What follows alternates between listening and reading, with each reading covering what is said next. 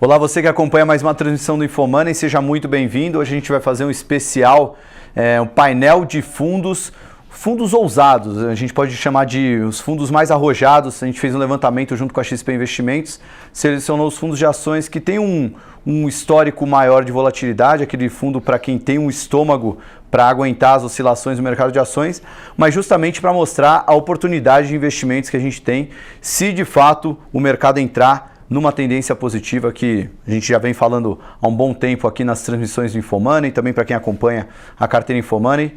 Então, sem mais delongas, eu tenho aqui, na ordem aqui do meu lado, já está o Henrique Breda, do Alasca, o Cássio Bruno, da Molt e o Renato Ometo, da Mauá. Eles são 3 gestores de fundos de ações. E para você, só um disclaimer, né? Você está vendo ao vivo, você que é assinante da carteira InfoMoney ou aluno do curso da carteira InfoMoney. Para quem não é assinante ou aluno, essa transmissão está sendo exibida nessa quinta-feira de feriado, quinta-feira, 15 de novembro. Bom, pessoal, primeiramente, brigadão aí pela presença de vocês 3. O Breda e o Cássio já estiveram aqui, o Renato, primeira vez aqui na InfoMoney. Eu queria introduzir o papo, primeiro, com vocês contando um minutinho breve da quem são vocês, quem é a gestora que vocês trabalham, só para quem não conhece ainda o Alasca, a Molt e a Mauá. Começando aí pelo Breda. Bom, obrigado pelo convite aí. Aqui a gente está entre amigos, a gente já se conhece já. A Alasca, gestora focada em equities, começou em meados de 2015, uma junção de sócios que tinham afinidades, e a gente está desde final de 2015, começo de 2016, com esse perfil mais construtivo com o Brasil. Então a gente está oscilando e sofrendo todos os benefícios e malefícios de exposição em Brasil, desde o final de 2015. É óbvio que final de 15 mais dramático, 2016 surpreendentemente bom, e isso vem se desenvolvendo com bastante volatilidade, bastante dor de barriga, mas a gente acredita que todo o ciclo de alta é dessa forma. Então a gente mantém a mesma alocação estrutural em Brasil há mais ou menos 3 anos. A gente pretende continuar. Legal. E você, Cássio? Falar um pouquinho. Eu, gestor da Molt Capital. A Molt é uma casa também de equities, focada em ações, aproximadamente R$1 bilhão. A gente gera 2 tipos de fundo, um fundo de ações e os fundos de long short. A gente deve lançar aí um fundo de long bias do final do ano, começo do ano que vem. Então, a casa dedicada em ações e também, muito parecido com o que o Henrique falou, desde final de 15, mais para o começo de 16, a gente está bastante otimista com o Brasil. A gente vê uma sociedade preparada para entender as reformas, é uma sociedade que vai aceitar aí a parte difícil, votou nisso, acho que isso é bastante importante. E a economia entra num momento cíclico bem importante, isso faz com que a gente esteja bastante exposto no Brasil. Então acho que é essa a cabeça. Legal. Bom, o Renato já chegou há pouco tempo na Mauá, né? E, bom, conta um pouquinho da sua chegada e a equipe que você montou ali na Mauá, né? Acho que ali a gente procura, assim, embora um pouco diferente deles, a gente é uma multigestora, né? Então a gente tem a parte de macro, a parte de real estate e agora começamos a parte de equities. Eu cheguei na Mauá há quase 2 anos, tive background de equities, fiquei 10 anos fora do Brasil, vim para cá, para o Brasil de volta uns 4, 5 anos atrás. No início do ano passado começamos lá, a ideia do Luiz Fernando, nosso fundador, CIO. A Mauá é uma casa que já tem uns 13 anos de idade já, passou por vários ciclos, está aqui, está grande, está super otimista com o Brasil, hoje mais que nunca. E no meados do ano passado eles tiveram, né, tive lá um papo com eles, tinha uma vaga aberta para a área de equities dentro do fundo macro, e a gente, em conversas, começou a evoluir e a gente achou que era o momento de, vamos começar um fundo de equities, com uma equipe de equities, embora esteja numa casa de multimercado, com real estate, etc., a gente tinha condição de contratar gente boa, atrair talento e começar a desenvolver esse trabalho. Então o fundo começou aí há quase 14, 15 meses, já estamos crescendo bastante, obviamente pouco tempo de estrada perto deles aqui, mas assim, galgando um projeto que tem um horizonte bem longo, assim, tanto na visão que a gente tem de como fazer o approach dos investimentos, como assim, esse momento de Brasil que a gente vive, que embora muito volátil, a gente acredita que o caminho seja para cima. Bom, legal. Já feitas as apresentações, vou começar já com a primeira pergunta. Bom, a gente obviamente passou por um momento de euforia, principalmente entre o primeiro e o segundo turno das eleições, mas passado o primeiro dia após a eleição, a Bolsa vem num movimento de queda, acho que é até natural, mas talvez o que está chamando mais atenção é até a queda do petróleo. Completou 12 dias consecutivos de queda, sendo que na terça-feira teve uma queda aí de mais de 5%, uma queda bem expressiva, entrando em bear market. E, bom, eu sei que boa parte desse ciclo de alta que a Bolsa pode ter nos próximos anos parte também de um ciclo positivo de commodities, né? Como é que vocês estão enxergando essa, vamos dizer, essa ameaça a um ciclo de longo prazo, se é que dá para chamar de ameaça, ou é só um erro de percurso aí no curto prazo? Como é que vocês estão vendo essa queda atual do petróleo, né, e consequentemente afetando as ações brasileiras nesse mês de novembro? Quando a gente olha a aderência do Brasil com commodities, ela fica evidente na história. E a gente nunca sabe qual que vai ser a commodity da vez, né? Se você fosse voltar 100 anos para trás, você ia passar pelo café, no começo do século passado, que era muito mais importante que o petróleo. Depois você vê o petróleo, aí você vem o último mais recente que a gente lembra, o ciclo chinês, asiático, as commodities metálicas foram estrelas da vez. Então a próxima a gente não sabe. Então, de curiosidade, talvez alguma coisa ligada aos carros elétricos, cobalto, cobre, mas sei lá, né? A gente não sabe. Mas elas têm muita correlação entre si, então elas andam meio que próximas, né? Hoje você tem minério de ferro de alta qualidade que está bem, você tem o açúcar que está péssimo, o petróleo que está corrigindo, cada um tem a sua história. Mas se você olhar especificamente só o petróleo, de 98 a 2008, que foi a última esticada grande do petróleo, que deu 14, 15 vezes, então saiu de $10 para 150. No meio do caminho teve vários bear markets. Teve 6 ou 7 correções de 20%, 3 ou 4 mais de 30%, uma mais de 40% e nada mudou. Então, assim, muito difícil prever como é que vai ser o comportamento. Não vai ser linear de jeito nenhum, porque é uma commodity extremamente líquida, até nos mercados futuros. Então, você conseguir mapear especulação, posição short dos investidores, posição longa, oferta, demanda, é muito difícil. O que a gente entende do nosso lado é que commodities, no relativo com os outros ativos, está muito depreciado. Se você olha a posição técnica dos hedge funds, eles estão shorts. Então, assim, tudo leva a crer, do nosso ponto de vista, que isso aqui é para cima. Agora, não vai ser liso, vai ser com muita volatilidade. A gente não mudou de jeito nenhum a nossa opinião sobre as commodities de forma geral. Agora, pensar uma commodity e dar uma opinião muito firme é difícil. Então, assim, ainda mais o petróleo, tem toda essa questão de substituição, o Trump está brigando aí com a Arábia Saudita, né? Então, a gente mantém visão construtiva para commodities de forma geral e a gente entende que volatilidade é normal. Então, assim, nada mudou, está tudo combinando com a história. Então, a gente é a forma que a gente enxerga. Qual a sua visão aí, Cássio? Acho que assim, o Henrique falou bastante aí de quão difícil é prever as commodities. A gente também tem uma visão construtiva. A gente tem algum receio na parte externa, um pouco. Os Estados Unidos já está há muitos anos de ciclo econômico favorável, estão ali mais próximo do final de ciclo. Como isso vai se desenrolar, a gente não sabe se a economia desacelera um pouco ou acelera mais e os Estados Unidos é obrigado a subir mais os juros. Se continuar como está, é uma economia razoavelmente boa, a China reacelerando ali os incentivos fiscais e monetários, e para a commodity não tem problema. Acho que a gente está vivendo uma questão mais pontual, desde de posicionamento técnico até questões geopolíticas de curto prazo. A gente não vê isso como um motivo para abortar o otimismo com o Brasil. Acho que isso é só uma questão pontual, temporária. Mesmo o petróleo em níveis mais baixos também não seria tão ruim para o Brasil. Acho que você liberaria espaço para consumo do ponto de vista da cesta das pessoas. Hoje a gasolina a gasolina e o diesel foram muito importantes aí na última crise de Brasil, que foi a greve dos caminhoneiros.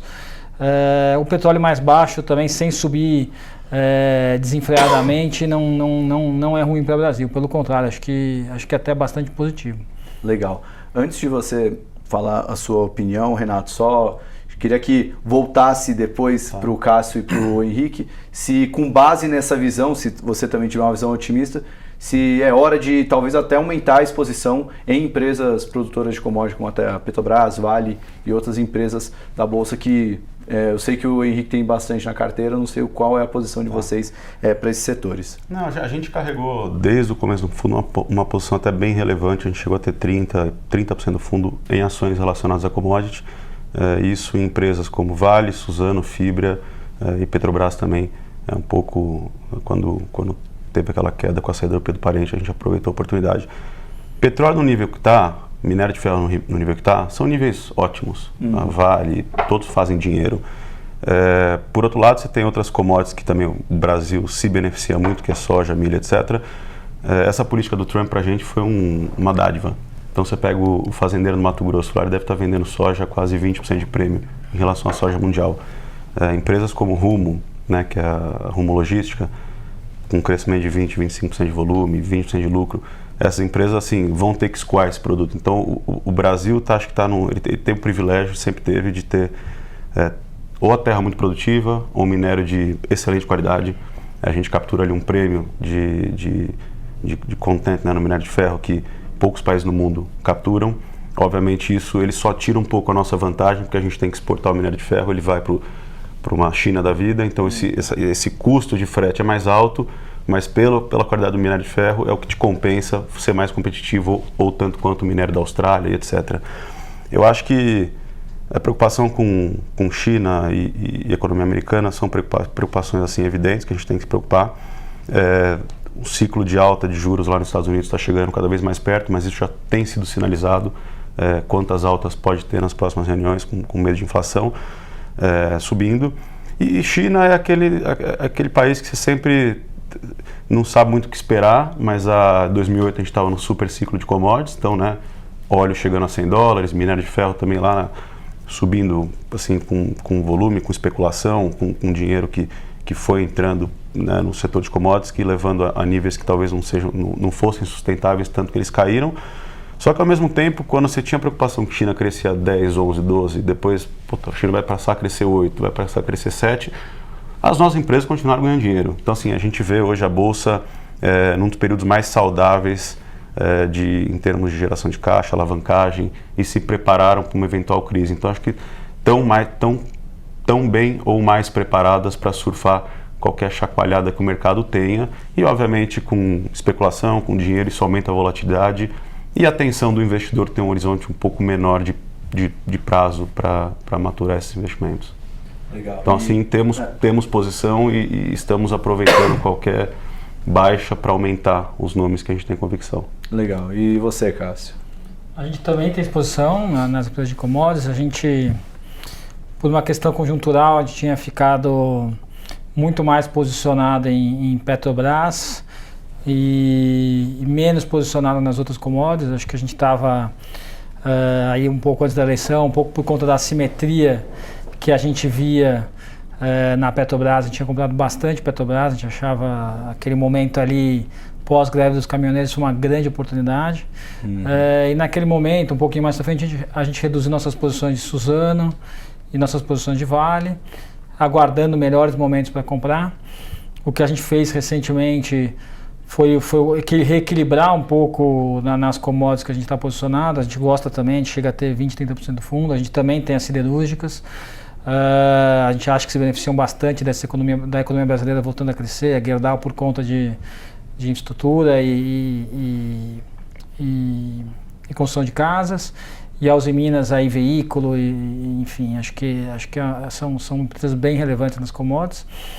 E a gente voltou a comprar a Suzano. Acho que o mercado deu uma oportunidade muito grande, a ação caiu ali quase 35%, 40%, a gente voltou a adicionar, estamos comprando.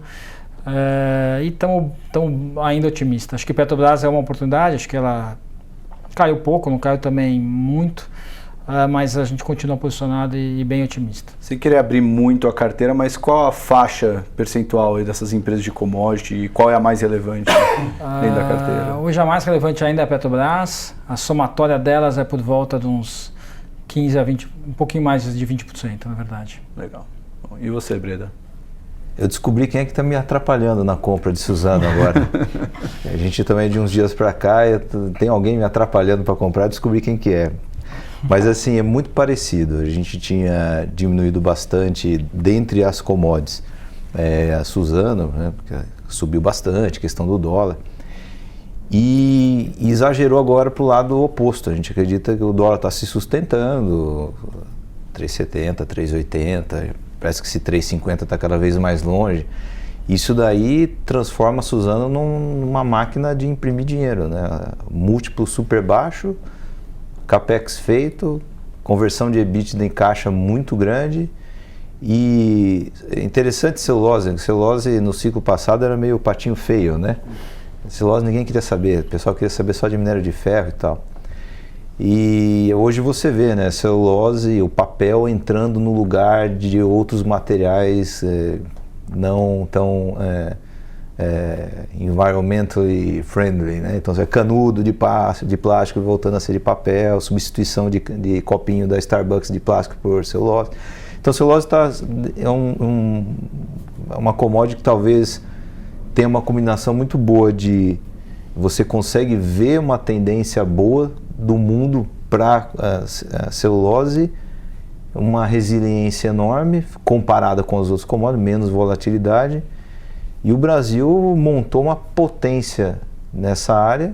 Você juntou a Aracruz, a VCP e a Suzano numa única companhia. Juntou primeiro a Aracruz, VCP na Fibra e agora a Suzano. São muito relevantes no mercado. É possível que a gente veja até uma volatilidade menor no preço da celulose nos próximos vários anos por conta dessa operação. Não? Então, a gente voltou a aumentar. Das empresas de commodities, os nomes são bem parecidos, Petrobras, Vale, Suzano, está bem equilibrado, não tem nenhum destaque, está tudo meio parecido. Siderurgia, pouco menor, só Gerdau por enquanto.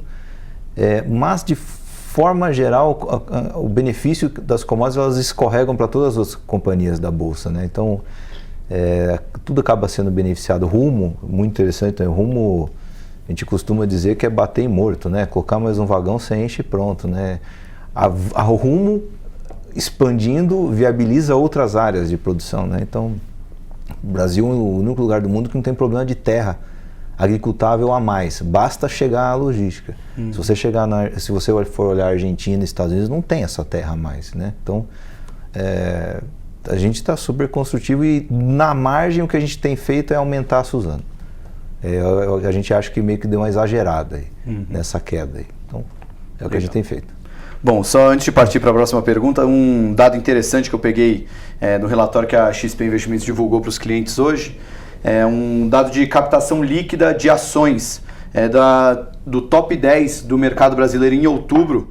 O Alaska, Molt e a Mauá ficaram entre as 10 gestoras que mais captaram, tiveram captação líquida em ações. O Alaska captou cerca de 200 milhões de reais, captação líquida, né? Entrada menos saída. A Mauá 115 milhões e a Molt Capital 86 milhões. Acho que até mostrando um pouquinho dessa busca dos investidores por uma pimentinha a mais no portfólio, né? Não só comprar fundos de ações, também comprar cotas de fundos com até uma volatilidade maior. Mas agora a próxima pergunta, eu vou pegar aqui um estudo que saiu no relatório de estratégia do BTG, que, bom, não adianta a gente acreditar numa tese de superciclo se o investidor estrangeiro não acreditar, né? Metade do volume negociado na Bolsa é de um investidor estrangeiro e o BTG fez um estudo muito legal comparando os dados da consultoria EPFR, né, que acompanha fundos do mundo todo, e mostrou que em outubro de 2014, né, no momento pré-eleição da Dilma, a gente tinha 1,4% dos fundos globais aplicando em Brasil. Hoje, 0,37% desse dinheiro está no Brasil e não dá nem para comparar o sentimento de otimismo do investidor hoje em relação a 2014. Aí nas contas do BTG, se essa alocação voltar para aquele 1,4 que a gente viu em outubro de 2014 e com base no ativo sob gestão dos fundos hoje, o Brasil poderia ter um inflow de 251 bilhões de reais, o que dá aí 39 dias de trading, né, em média, comparando com o volume negociado na Bolsa, né? Então, isso aí ele nem conta também os dados dos fundos brasileiros, que também não estão tão alocados em ações, né? Tudo isso para falar que, será que a gente pode também acreditar nesse superciclo justamente pelo fato de, embora a Bolsa tenha andado bastante, os grandes investidores ainda não compraram o Brasil? Não compraram. Quando a gente olha o otimismo que se fala, que tem, estou otimista, o mercado está otimista, isso está muito na conversa, né? Se você for ver a alocação de fato, exposição, não dá. A exposição reflete uma visão pessimista. Os fundos de ações, majoritariamente, estão alocados quase que sempre, então não é muito parâmetro. Agora, aqueles que têm alocação variável, os grandes multimercados, hedge funds, que pode optar por ficar otimista, ficar pessimista, ficar neutro, esses caras estão pessimistas. E a questão do inflow, né, entrada ou saída de recurso, ele também é meio complicado de você olhar, porque é o seguinte, se entrar 200 bilhões de investidores estrangeiros, vamos supor que não tem IPO, é porque saiu 200 bilhões de locais. Alguém comprou, alguém vendeu. Então o fluxo, em tese, é sempre zero. Não tem entrou na bolsa, alguém saiu. Alguém comprou, alguém saiu. Então, um jeito que você pode pensar para o que acontece com a bolsa para sair de 0,35, você falou, né, para 1,4, isso se ajusta no estoque. Então, essa bolsa subir 4 vezes em dólar, vai para 1,4. O cara colocou o dinheiro na bolsa, sem colocar, simplesmente a exposição voltou para a média.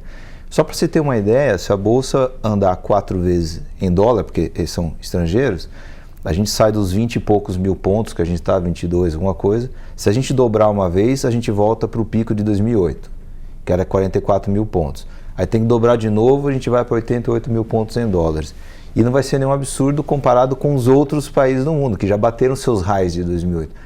Então o Brasil ficou para trás em tudo, ele ficou para trás em tudo. Então assim, a alocação está baixa, o investidor, não interessa o que ele fala, a alocação reflete uma visão pessimista, não faz o menor sentido o cara ter a mesma alocação no Brasil hoje comparado com 2014. Né? Você tinha Dilma Tombini, aquela matriz macroeconômica, desenvolvimentista, macroprudencial, sei lá. E se você compara hoje com essa equipe que está se formando, não dá para comparar. E hoje, pelo que o Cássio também mencionou no começo, a consciência que emerge dos eleitores, de forma direta ou indireta, o que se pede, o que se tem de demanda por reformas é muito mais evidente hoje do que em 2014. E são reformas estruturantes, é algo que pode mudar o Brasil de patamar de fato. Então, assim, é assimetria para tudo quanto é lado. O Brasil está na mão de pessoas melhores, está com uma visão melhor, está com uma alocação super baixa. Então, assim, Brasil é o ativo que é para ter. Então, a gente não precisaria ter Brasil. A gente poderia estar 100% fora.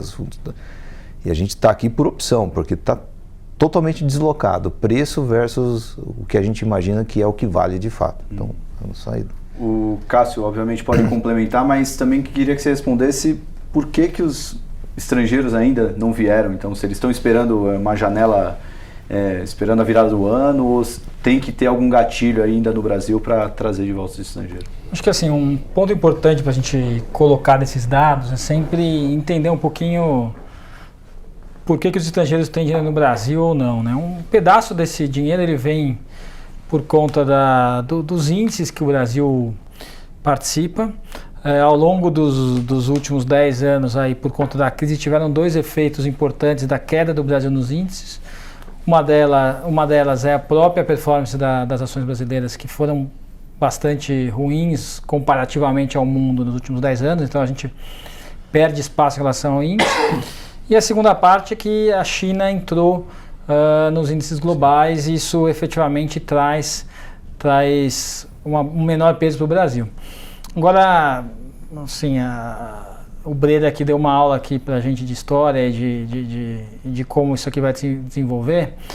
Queria acrescentar mais um ponto. Além de tudo que ele falou, a gente vem disso que eu acabei de comentar, que são 10 anos de economia muito ruim. O fato de ser voltar a ter crédito, voltar a ter emprego, uma economia que começa a andar, isso ciclicamente já é muito positivo.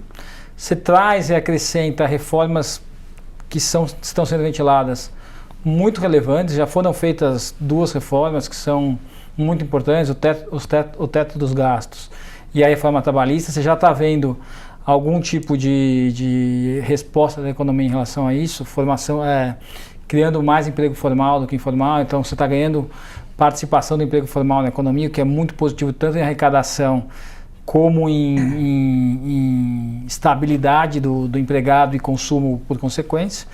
Então o Brasil vai viver provavelmente um momento que aqui a gente não viveu nas nossas vidas profissionais. Então o Brasil fazendo as coisas numa agenda liberal, muito pró-mercado, muito positivo. A segunda parte, quando o estrangeiro vem, então, respondendo um pouco a tua pergunta, ele quer ver coisas mais concretas. Acho que ele tem demandado um pouco mais de fatos concretos. O que a gente tem em concreto até agora é uma equipe econômica excelente, e a partir daqui a gente vai ver a entrada gradual deles, com o convencimento de que isso aqui veio para ficar. E a segunda parte, de quem é um vendedor marginal, acho que a gente vai ver muito IPO. Acho que isso é muito importante, você estar num fundo e não fazer sozinho. Acho que vai ter muita oportunidade de empresas novas. Acho que os fundos têm a capacidade de capturar isso muito grande, e provavelmente muitas empresas vão acessar o mercado para fazer frente aos investimentos que são necessários. Acho que essa é um pouco a nossa cabeça. Legal. Renato, o que você tem para complementar? Ficou difícil complementar aqui, que o pessoal já deu uma aula aqui, mas já assim, fazer uma analogia, eu estive lá fora recentemente, e assim, o investidor de fora, ele está com aquela cabeça assim, não tem nem como comparar país, estrutura, governabilidade, o momento que a gente pode estar vivendo agora, as reformas, teto do gasto, o pró-ambiente de negócio. Então os empresários muito mais otimistas assim, com o que pode se esperar, tanto no investimento, capacidade de utilização da indústria que está massacrada, então você tem um pouquinho de estímulo na economia, esse negócio vai andar, então as indústrias estão preparadas, foi feito investimento, o PIB só não acompanhou e a demanda também. Mas eu acho que assim, o pessoal de fora, os investidores de fora, olhando olhando de longe assim, passaram num período curto de tempo por experiências muito ruins com a Argentina e com o México. Então, entraram presidentes de direita, que era o que o povo queria, que era o que o mercado demandava, e os dois países têm sofrido aí bolsas caindo 30%, 40% nos últimos 6 meses. Esse cara que está de fora é um cara que ele não precisa ter Brasil ou não, fora o que está no índice. Então, acho que como transição de governo, que você vê toda a transição de governo é um pouco conturbada, e obviamente os sinais que a gente tem desse é o melhor possível, eles talvez estejam ali esperando, vamos ver, começar a acontecer para poder entrar, porque eu não vou arriscar o que eu tenho aqui, prefiro pagar 10%, 15% para cima e entrar com o barco andando na direção certa, do que começar, vai ter reforma da Previdência, não vai ter reforma da Previdência, vai ser esse ano, não vai, ficar muito suscetível a notícias. Então acho que assim, ele tende a vir, o mercado doméstico já veio alocado. Ponto um pouco mais técnico, acho que pré-eleição teve um movimento muito grande de compra de índice, de quase 300 mil lotes, que isso hoje está mais ou menos 150, 160 mil. Essa acomodação técnica é o que fez um pouco dessa volatilidade, e as empresas não têm nada a ver com isso, assim. Obviamente estão no índice, elas acabam sofrendo por consequência ou não, mas acho que foi muito mais técnico e um pouco do vamos esperar para ver acontecer, para mim de fato resolver puxar o gatilho. E obviamente a porta de entrada não é tão grande, né? Então assim, se vier esse caminhão de dinheiro, obviamente muda a gente de patamar. Eu acredito que ao longo dos anos, seja num período um pouco mais curto de tempo, mais longo, estaremos num patamar muito maior, e obviamente a ajuda do investidor de fora é um belo boost para o volume de bolsa. Legal. Olha, eu vou confessar que já fiquei bem mais tranquilo já falando com vocês, que eu sou meio otimista já desde que a bolsa renovou a máxima histórica no ano passado, e eu já estava ficando bem otimista com o Brasil, mas essas últimas semanas aí comecei a receber muito questionamento, né? E você começa a pensar muito, será que esse ciclo vai demorar um pouco mais? ouvindo a explicação de vocês, fiquei mais tranquilo. Pessoal aqui acompanhando pelo Facebook, mandar um abraço aí pro meu xará, Thiago, que mandou uma pergunta aqui. Infelizmente não vai dar para fazer, viu, Thiago? Eu vou perguntar aqui depois, quando acabar a transmissão, porque nosso horário está acabando e a gente precisa ouvir o que a gente quer ouvir, o que vocês têm na carteira, queria que vocês falassem um pouco, não precisa abrir totalmente percentual por percentual, mas eu queria que vocês falassem um pouco das convicções de vocês. O Breda, queria que já começasse até comentando o papel que, não sei se entrou ou teve um aumento de participação, que foi a Ambev, que num comentário recente aí agora depois da performance de outubro, falou que teve uma entrada de Ambev depois do segundo turno das eleições. Queria que você comentasse um pouquinho essa empresa e também o restante da carteira. Teve. A Ambev foi, para a gente, em 2012, a empresa mais importante do fundo. O fundo rendeu alguma coisa, 38%, alguma coisa assim, e a Ambev foi a maior contribuidora. E naquela época, a característica do fundo era: primeira posição Ambev, segunda Ultrapar, terceira Cielo, quarta Semig. Olha o que aconteceu, né? Isso a gente foi saindo ao longo do caminho, e aí é interessante como não só o mercado é cíclico, mas como os temas também são cíclicos, né?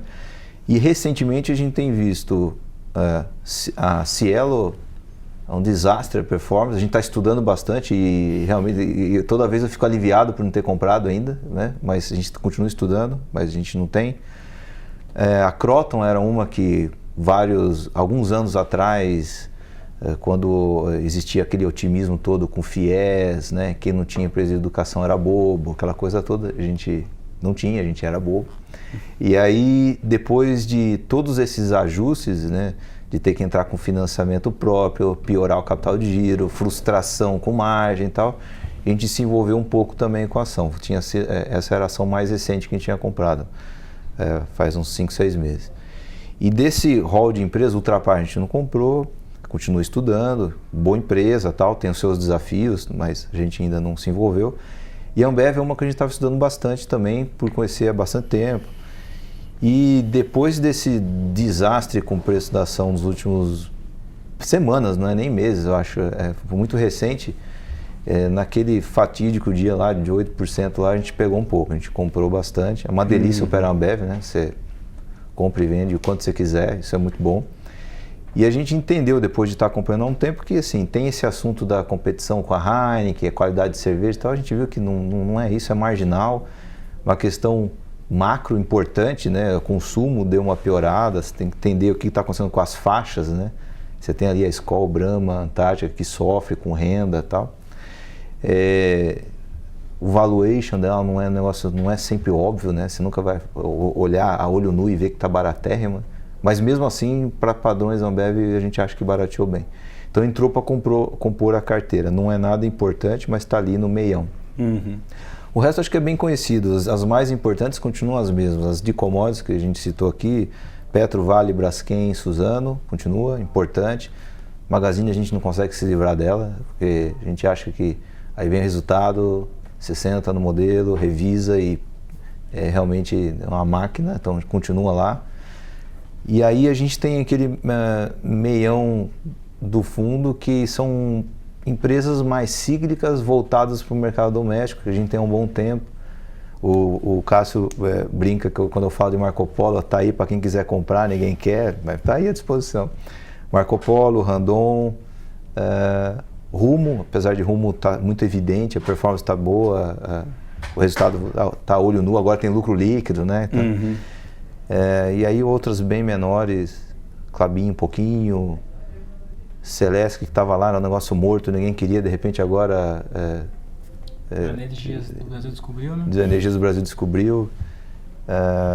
Login também, morta por muito tempo, está melhorando, o resultado está vindo, mas com muita ajuda macro também. Mas são tudo posição pequena. Mas, e estudando Ultrapar, estudando Arezzo, estudando Cielo, estudando alguns nomes para ver se são empresas que a gente gosta, entende um pouco, e no preço com bastante gordura a gente entraria, mas ainda não tem. Tem Gerdau também lá no meio do caminho. Lá. Legal.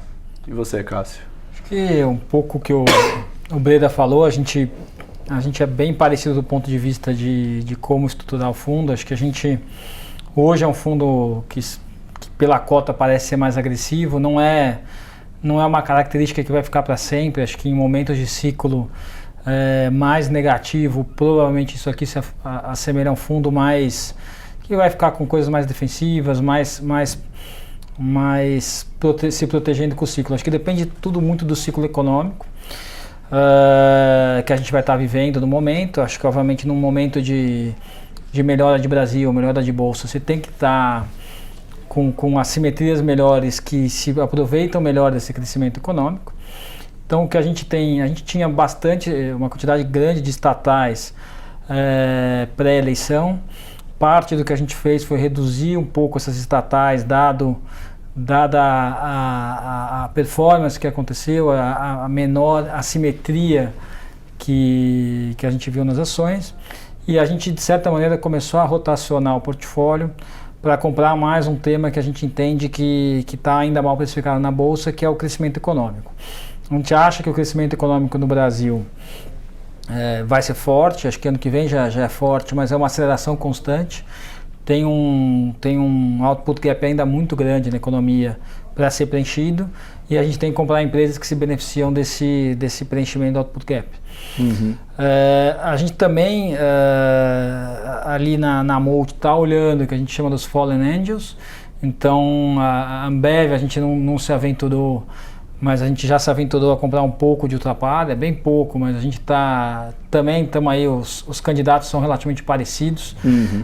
Olhar empresas que foram muito bem no último ciclo econômico, se elas se afetaram tardiamente pela recessão. Então a Ultrapar ela foi muito no final do ciclo que foi pega pela recessão, e obviamente a partir do momento que a economia melhora, essas companhias têm espaço para melhorar, e cabe a nós entender o que já está no preço, o que não está no preço, o que tem para melhorar daqui para frente. A gente também adicionou, por conta da underperformance depois da eleição, além da Suzano, a gente adicionou o Pão de Açúcar. A gente gosta bastante do Pão de Açúcar, acho que é uma empresa muito bem gerida, cortando custo, melhorando os formatos, entendendo mais de varejo. A gente comprou uma posição bastante relevante para o fundo dentro das empresas de consumo. E aí temos uma série de outras dentro dessa história, empresas que estão muito bem no micro, fazendo a lição de casa, abrindo loja, e bem posicionada aí para o ciclo econômico. É isso que a gente tem visto, fora as commodities que a gente comentou. Acho que é o tema mais importante. Uhum.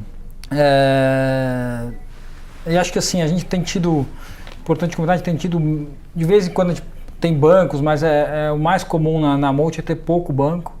A gente acha que o banco hoje é muito relevante no índice. Então, quando você vê a performance do índice, a performance dos bancos, ela é dominante. O que a gente acha é que os bancos ainda estão em valuation ok, não está muito caro, mas também não é barato. E a gente vê o surgimento de muita competição. Então, a gente tem preferido ficar com posições menores em momentos táticos nos bancos. Acho que isso é importante falar também. Bom, legal, Cássio. E agora, Renato, como é que está a carteira aí na Mauá? Temos algumas similaridades aqui. Acho que a gente também foi mordido pelo bichinho da Magazine Luiza. A posição grande nossa desde o começo do fundo. A gente continua gostando. É um nome caro, mas vai ser provavelmente caro por um bom período de tempo. Indicadores operacionais e com relação à concorrência estão nadando de braçada em relação a tudo que a empresa conseguiu fazer, e obviamente nesses últimos 5, 6 anos de empresa, como que ele se reinventou, né? Acho que tem algumas opcionalidades lá, em diversos business ali dentro da Magazine Luiza, como a parte de cartão de crédito, a parte de expansão que eles têm, as lojas, o crescimento do e-commerce. Acho que a logística deles fizeram um trabalho excepcional.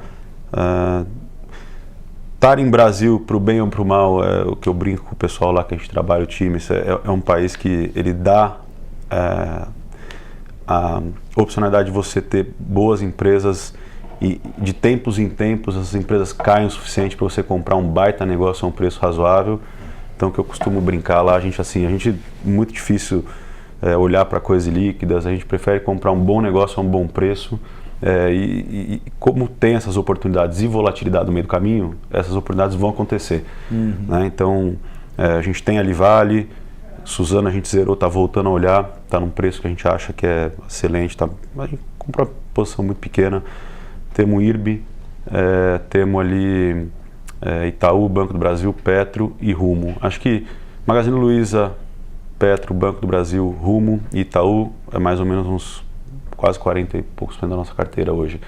A gente tem uma faixa ali de umas 5 ou 6 empresas mais ou menos entre 4 e 6%, 4 e 7%, e tem outras 4 empresas que estão de 2 a 4%, que é o que a gente, é um laboratório, nomes que a gente gosta, está num preço ok, mas a gente ainda está esperando uma volatilidade um pouco maior para a gente poder colocar o pé. São business que a gente gosta, são business de asset light, com ROE lá em cima, estão mais ou menos em média com o PI médio do nosso fundo, com expectativa de crescimento, entregando cash flow, entregando lucro e todos muito desalavancados já.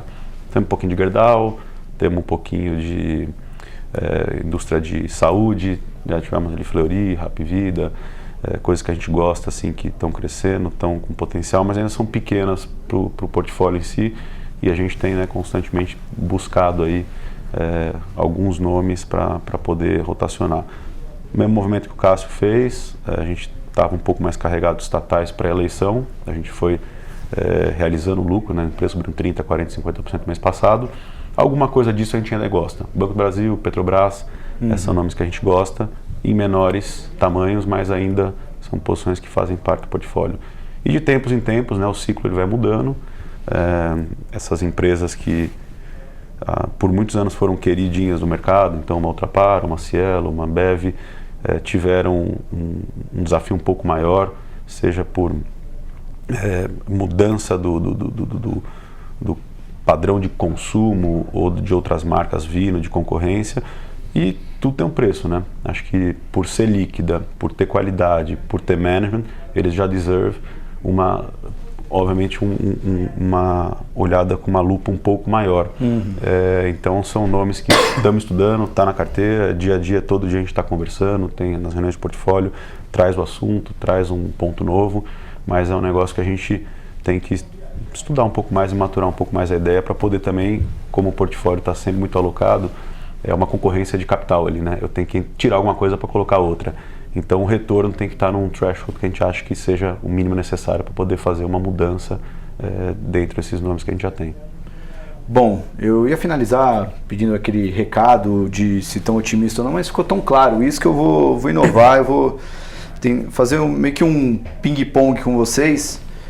Pedir para vocês responderem só se gosta, não gosta, se tem, não tem, nem precisa fazer um comentário muito longo.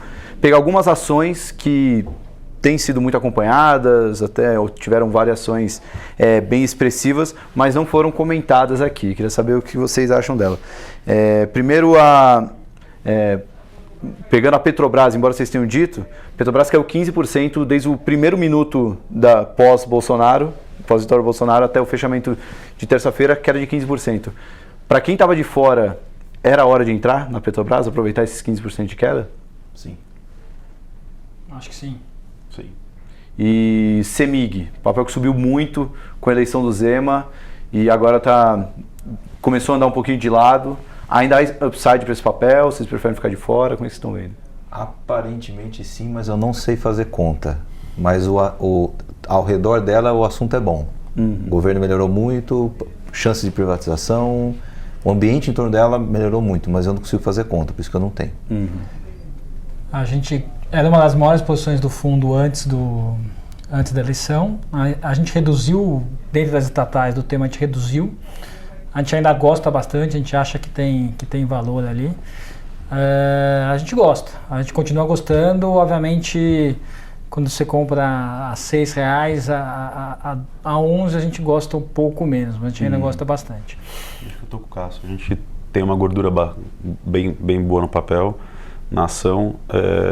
O segmento de utilities é um segmento bem difícil de você conseguir entender todas as partes, né, que estão se movendo. Então você pode ter uma surpresa para o lado positivo ou negativo, às vezes de uma caixa que você não consegue quantificar ali qual que é o valor disso. Ainda gostamos, temos uma gordura bastante significante, mas eu ficaria mais atento talvez para um dia poucos piores, assim, que dê uma oportunidade melhor de entrar. segmento varejo.com, vocês falaram muito de Magalu, mas e Via Varejo B2W? Alguém gosta? A questão é competição por capital. Então, você tem R$1 a mais do fundo, eu prefiro pôr na Magazine ainda. Mas .com está sendo endereçado a cada companhia da sua forma, né? Elas vão conseguir tirar dinheiro disso. E os players vão se dar bem com isso. Só que a gente acha que ainda na margem é preferível ficar na Magazine. A gente gosta, a gente tem os três em tamanhos diferentes. Hoje a gente tem um pouco mais de Via Varejo do que os outros. A gente tem um certo receio de que a Amazon possa comprar eventualmente a Via Varejo. E comprando a Via Varejo, você tem algum risco, principalmente não de negócio, mas um risco de preço aí num prazo um pouco mais curto. A gente gosta dos três, a gente acha que o tema veio para ficar, continua sendo super relevante. E aí, cada empresa, em algum momento, vai performar um pouco melhor ou um pouco pior. Obviamente, a Magazine Luiza tem entregado muito, a gente também, desde o começo do fundo, a gente tem Magazine Luiza, a gente teve em diversos tamanhos, continua gostando e acho que é um tema com o varejo no Brasil andando, não tem porque o .com não ser um varejo ainda melhor. A gente tem Magazine Luiza, mas e temos um Via Varejo, então a gente tem a mais cara e a mais barata, né, no mercado. E, obviamente, quando a gente olha as métricas, a Magazine Luiza tem atingido patamares assim, até acima das nossas expectativas. Os outros dois ainda estão lagging algumas coisas, acho que as mudanças estão querendo ocorrer, talvez de maneiras mais lentas. A parte de e-commerce, obviamente, é um negócio que está aí para ficar, né? Cada vez você ter um retorno maior de não ter a loja física, é como se fosse agência de banco, né? Agência de banco talvez morra um dia. Então, os bancos investem muito em tecnologia e para você aumentar a sua rentabilidade sobre capital, eu acho que quanto menos dinheiro você investir em metro quadrado, em estoque, quanto mais ágil você ficar, é para onde o mundo está caminhando. A gente estudou bastante a Amazon, assim, obviamente uma hora ou outra vão entrar aqui no Brasil, assim como outros potenciais players, Alibaba, alguma coisa assim, mas a gente também, né, se preocupamos em gastar bastante tempo na entrada deles no México, da Amazon no México, quanto tempo foi, quanto demoraram para aprender. Então, assim, aqui tem alguns, o que a gente chama das jabuticabas de Brasil, né? Então, vender a prazo é só aqui que existe, né? Você não consegue vender em outro lugar. Então, esse player, para vir de fora, entender o mercado, ou ele vai ter que talvez olhar alguém para fazer uma aquisição, ou vai demorar a aprender e o caminho vai ser um pouco mais penoso. Dito isso, as outras já estão anos-luz na frente. Então, é um setor que a gente gosta. Tá, e para finalizar, Smiles, uma empresa aí que teve uma bela porrada quase do controlador. É um papel que ficou barato, mas tem que ficar barato mesmo, ou vale a pena existe uma simetria ali? Tem vários cases na bolsa, quando você olha, o ROI é muito bom, o ROIC é ótimo, o múltiplo é baixo, o setor parece que faz sentido, mas aí você olha para estrutura acionária, você olha para a governança, você olha para possibilidades de combinações, controlador que pode fechar o capital ou pode mexer na estrutura. Quando você começa a ficar inseguro com o que pode acontecer com a estrutura acionária com o tempo, isso para a gente lá na Alaska tira o nosso sono e a gente nem chega perto. Então, assim, a gente deixa passar várias oportunidades de business bons porque a gente olha para o controle e fica desconfortável. Então, assim, parece que é excelente, mas não vamos ter. Assim, para a gente, acho que tem algumas empresas na bolsa e a Smiles talvez estava colocada numa dessas, que são mais contratos do que empresas de verdade, no final das contas, né? A gente sempre entendeu, a gente sempre teve muita dificuldade de entender a Smiles como negócio. A gente entendia no final das contas a Smiles como uma dívida contra a Gol. Na verdade, ele simplesmente pegou um pedaço do caixa que ele gerava e colocou numa empresa à parte. A gente, sem mérito do controlador, fechar o capital, não, até provavelmente faz muito sentido fechar o capital, tanto que a Múltiplos está tendo capital fechado com a Smiles, está tendo capital fechado. E a partir de agora virou uma questão de negociação entre as partes, os acionistas da Smiles e os acionistas da Gol, como isso vai ser feito e assim, a gente não faz parte desses acionistas da Smiles, a gente tem pouco insight para dar, porque a gente não está participando aí dessa negociação e aparentemente não vai participar num horizonte de curto prazo aí. Mas provavelmente talvez saia alguma coisa melhor. Se eu tivesse que chutar alguma coisa com pouco embasamento, provavelmente vem alguma coisa melhor na relação de troca entre a Smiles e a Gol para esse capital ser fechado, mas pouco insight aqui. A gente também não tem, e acho que o que nos tira o sono não vale muito. Acho que o Brasil já é volátil o suficiente para você colocar coisas na carteira que você possa acordar no dia seguinte com algum tipo de decisão do management, do board, que te prejudique como minoritário. Tiveram alguns casos aí, desde Múltiplos, agora Smiles, Cosan teve recentemente uma tentativa de reestruturação, que depois a empresa ela voltou atrás com o que tinham anunciado, mas quando você põe na balança o risco-retorno, ter a oportunidade de administrar capital de terceiros, que acho que é um dever fiduciário nosso de tentar se precaver e com o maior zelo possível, do que comprar. Acho que a gente já tem risco, nós já temos risco suficiente nas empresas com a volatilidade em si. Então a gente não tem, olhou, acha um business legal, agora gera um caixa, pagava um baita dividendo, tinha um baita no contrato, assim como a Múltiplos com a Latam, mas não é um negócio que me salta aos olhos assim de hoje, por não entender qual que é o desfecho final ali da empresa. Então estamos de fora.